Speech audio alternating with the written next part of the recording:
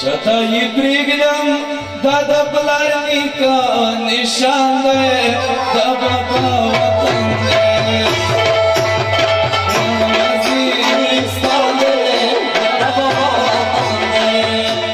د وزیرستان د ځوانانو تنظیم یوت اف وزیرستان لخوا د وجیرې ګلونو درې ورځنۍ میلې په آخري شپه باندې میرلی کالج کې مشاعره او د ټانک ټکور پروګرام شوی دی چې پکې د ګرد وزیرستان ځوانانو شاعرانو او فنکارانو ډیره په مینا برخه اخیسته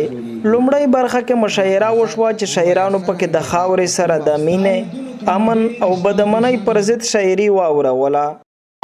دلته به جنگ کوو غرچا د خپل مفاد دپاره دلته به جنگ په کلمه او په ایمان نشو او په داسې قبر کې خښ کړی وم د وخت زورور په داسې قبر کې خښ کړی وم د وخت زورور چې اورېدل به چېرته غږ د یا قربان نشو کمې درته خېژوي څو خو رښتیا به وایم سمسره نه یم ځکه سرکاري شاعري نه کړم سمسره نه یم ځکه سرکاري شاعري نه کړم د دې خاورې ترجمان یم بازاري شاعري نه کړم او سر تر پوندو ښکته کړي د مینې نه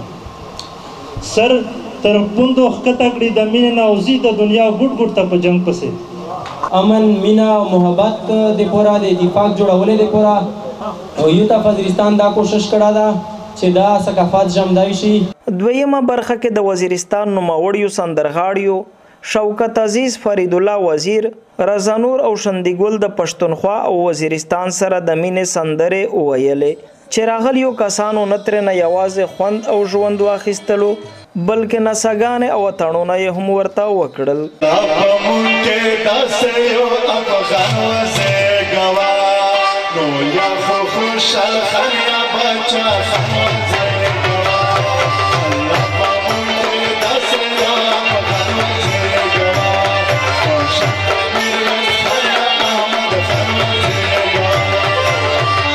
په دې موقع د یوت اف وزیرستان صدر نور اسلم خان داوړ وویل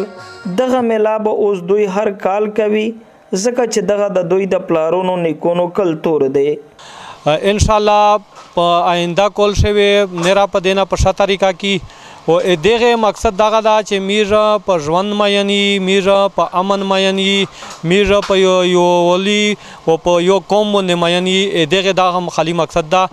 یاد دی چې اوجره ګلونو میله په شمالي وزیرستان کې د سونو کالونو تاریخ لري ولې د 13 کالونو راهیسې د کړکېچنو حالاتو له امله ورکه شوې وه چې د یوت اف وزیرستان ځوانانو بیا را ژوندۍ کړه د کیمرامین افتاب خان سره